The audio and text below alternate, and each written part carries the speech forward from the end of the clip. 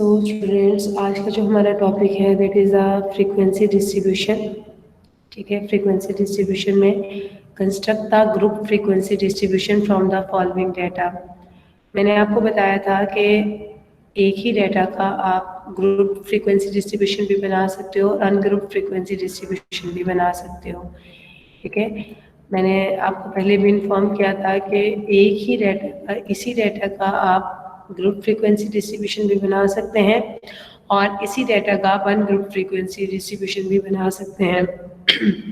सबसे पहले तो आपको ये समझना चाहिए कि ग्रुप फ्रीक्वेंसी डिस्ट्रीब्यूशन में बेसिकली क्या होता है और किस तरह से हम लोग बनाते हैं।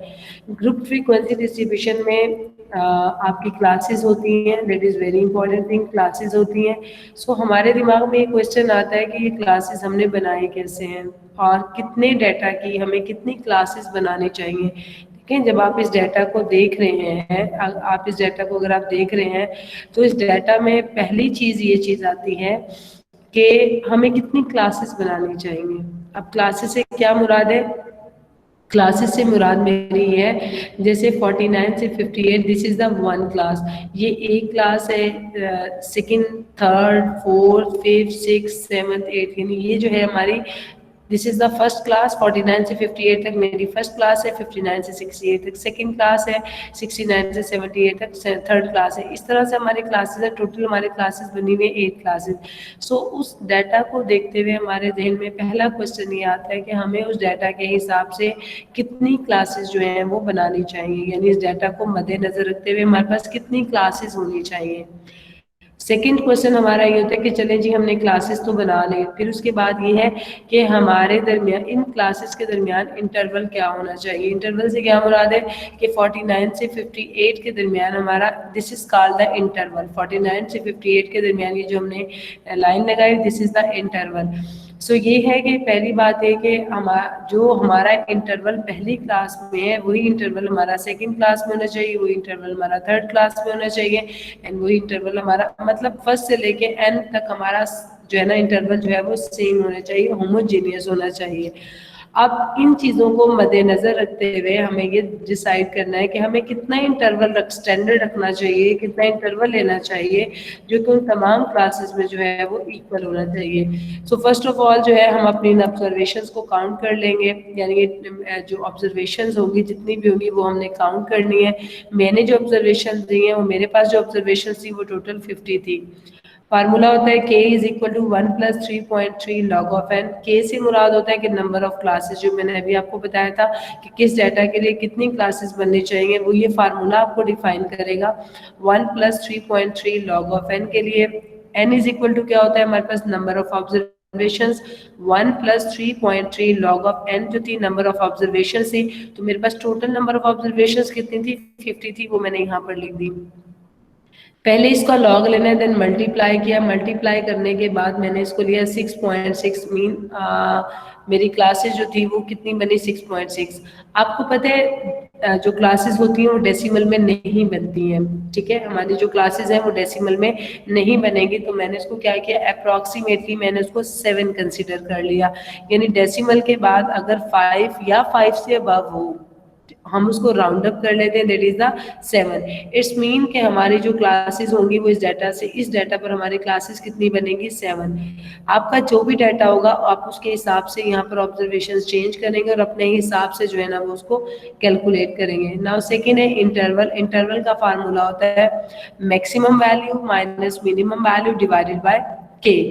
Maximum value minus minimum value divided by K. मैंने इसलिए नंबर ऑफ क्लासेस पहले लगाई ली थी क्योंकि मुझे के से इसको डिवाइड करना था। ठीक है, नंबर ऑफ क्लासेस से डिवाइड करेंगे तो मेरा इंटरवल आएगा। सो सबसे पहले मैंने क्या किया था कि अपनी जो क्लासेस थी वो मैंने कैलकुलेट की थी, दैट इज 7।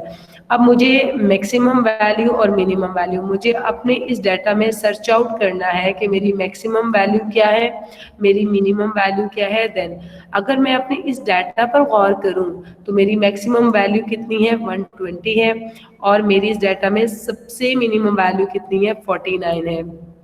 मैंने यहाँ पर लिखा 120 माइनस 49 डिवाइडेड बाय 7, तो मेरे पास कितना मिला 10.1, यानी अप्रॉक्सीमेटली मुझे कितने का इंटरवल लेना चाहिए 10 का इंटरवल लेने दें, क्योंकि मेरा जो डेसिमल के बाद है वो 1 है, और मैंने आपसे कहा था कि अगर मेरा डेसिमल के बाद 5 या 5 से अबव होगा तो मैं उसे राउंड अप करूंगी, अदरवाइज मैं उसको राउंड अप नहीं करूंगी।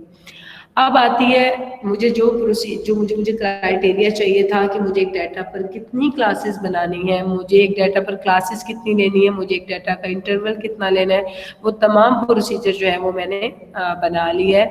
नाउ क्वेश्चन आप हमारा पास क्वेश्चन है कि हमें क्लासेस बनानी कैसे हैं। मैंने आपसे कहा देखा है कि जो सबसे मिनिमम वैल्यू है दैट इज 49, तो मुझे 49 से क्लासेस बनानी शुरू करनी है। जो मिनिमम वैल्यू होगी वहां से आपने अपनी क्लास जो है ना वो शुरू करनी है, और 49 के बाद 49 को इंक्लूड करके आपने 58 तक इंटरवल लेना है।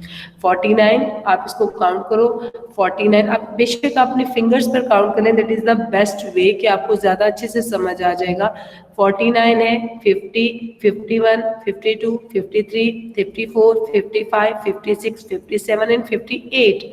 तो 58 तक आपकी जो इंटरवल बनता है वो 10 का बन जाता है। अगेन आई रिपीट दिस कि 49 को आप शामिल करेंगे, क्यों शामिल करेंगे, क्योंकि 49 की फ्रीक्वेंसी तो इंक्लूड होती है ना, हमने यहाँ पर लेनी है फ्रीक्वेंसी। तो 49 से लेके 58 तक आपका टोटल इंटरवल बनता है 10। आपने इस तरह से इसकी क्लासेस लेनी है, ठीक है। उसके बाद जब नेक्स्ट क्लास शुरू करेंगे तो वो आपने एक वैल्यू एक्स्ट्रा से शुरू करनी है। क्यों एक वैल्यू एक्स्ट्रा से शुरू करनी है? क्योंकि मेरी जो वैल्यूज हैं वो जाहिर है मेरी फ्रीक्वेंसी 58 तक फर्स्ट क्लास में शामिल हो रही है, सेकंड क्लास में तो मैं 58 की फ्रीक्वेंसी नहीं शामिल करूंगी ना, तो मैं हमेशा एक क्लास आगे से शुरू करूंगी। अब अगेन आप 59 से इंटरवल शुरू करें, अपनी फिंगर्स में काउंट करें, 59 से 10 का इंटरवल 68 तक बनता है, and same as it is 69 से 78 तक, 79 से 88 तक, 89 से 98 तक, 99 से 108 तक, 109 से 118 तक, 119 से 128 तक। अब लास्ट क्लास पे मेंशन कर दूं कि हमने सबसे मिनिमम वैल्यू से जो है वो अपना जो क्लास है वो शुरू की है, और मुझे अपनी क्लास जो है मैक्सिमम वैल्यू तक लेके जानी है। अब आप देखें कि मेरी मैक्सिमम वैल्यू कितनी है, 120। मेरी मैक्सिमम वैल्यू डाटा के अंदर कितनी थी, 120। 119 के बाद आ जाता है 120, लेकिन मेरा इंटरवल कितना है, 10 का। तो मैंने अपनी क्लास को 120 तक खत्म नहीं कर देना, बल्कि मुझे अपने इंटरवल को सेम रखना है। देखिए पहली क्लास में भी 10 का इंटरवल, दूसरी क्लास में भी 10 का इंटरवल, तीसरी में भी, चौथी में भी, पांचवी, छठी, सातवीं, मुझे जितनी भी क्लासेस बनानी है मुझे उसका इंटरवल जो है वो सेम चाहिए।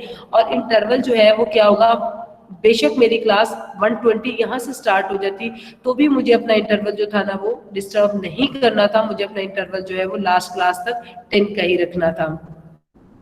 अब अगर मैं बैक पर जाऊं तो आपने एक चीज देखी थी कि मेरे जो क्वेश्चन में जो मेरी क्लासेस बनती थी वो 7 थी, बट अगर आप यहाँ पर गौर करेंगे तो मेरी क्लासेस जो होती हैं वो 8 बनती हैं। 1 2 3 4 5 6 7 8। इट्स मीन कि जो मेरी क्लासेस हैं वो बेसिकली रफ आइडिया, वो जो फार्मूला होता है वो एक रफ आइडिया देता है आपकी क्लासेस का। अगर आपकी उससे एक क्लास कम भी बन सकती है, उससे एक क्लास ज्यादा भी बन सकती है, लेकिन बहुत ज्यादा नहीं बनेगी। जस्ट ओनली 1 क्लास का जो है ना वो डिफरेंस होता है, उससे ज्यादा का डिफरेंस नहीं होता। अगर आपका 1 क्लास का डिफरेंस आ जाए तो वो इतना बड़ा मैटर नहीं है आपका, क्योंकि हमें इससे सिर्फ ये आइडिया मिलता है कि हमारी जो क्लासेस हैं वो 7 बनेगी या 8 बनेगी, इससे ज्यादा नहीं बनेगी जितना भी हमारा वो जो डाटा था। अब आ जाती है बात टैली बार। टैली बार जो होता है वो बेसिकली क्या होता है, हॉरिजेंटली जो है ना हम अपने डाटा को शो करवा रहे होते हैं। अब टैली बार में मैंने आपको बताया है कि आपका जो एक ब्लॉक जो होता है वो 5 का बनता है, 1 2 3 4, जो 5 लाइन होती है वो उसके ऑपोजिट डलती है, और आपने एक ब्लॉक जो है वो 5 का बनाना है, जो 1 लाइन होगी वो साइड पर 6 होगा। इसी तरह आपने 9 किया, 1 2 3 4 5, ठीक है 5, और उसके बाद जो है ना आपने 4 लाइन देनी, एक एक ब्लॉक जो है वो आपने 5 और 4 का लेना है। अच्छा, उससे पहले मैं आपको थोड़ा सा फ्रीक्वेंसी के बारे में बता दूं कि what is the frequency. Frequency आपने कैसे लेनी है? Frequency is the repetition of the value, यानी एक वैल्यू जो है वो कितने टाइम जो है वो रिपीट होगी, दैट इज द फ्रीक्वेंसी। ठीक है, अब 49 से 58 तक आप दोबारा अपने डाटा की तरफ जाएं।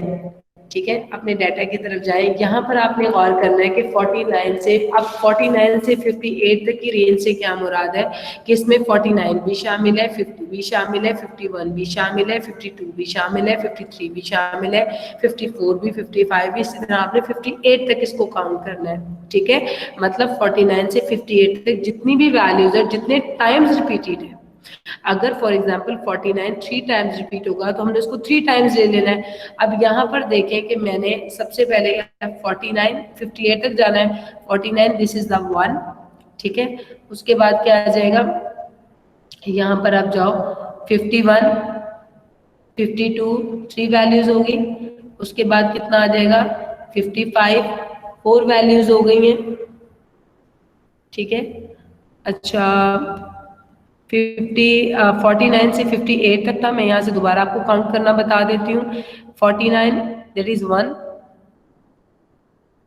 उसके बाद 2 58 3 51 4 52 5 55 एंड 56 जो है वो क्या हो जाएगा 6। आप गौर करें तो मैंने यहाँ पर यही वैल्यूज लिखी है, टोटल इसकी फ्रीक्वेंसी क्या बनती है 6 बनती है, ठीक है।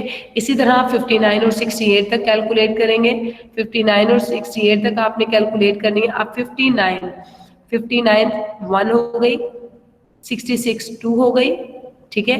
इसी तरह आपने क्या करना है 3 4 60 पे 5 के बाद आपने क्या लेना है 66 7 एंड देन आपने क्या ले लेना है 8 और यहाँ पर एक वैल्यू शायद मैं मिस करूंगी 64 9।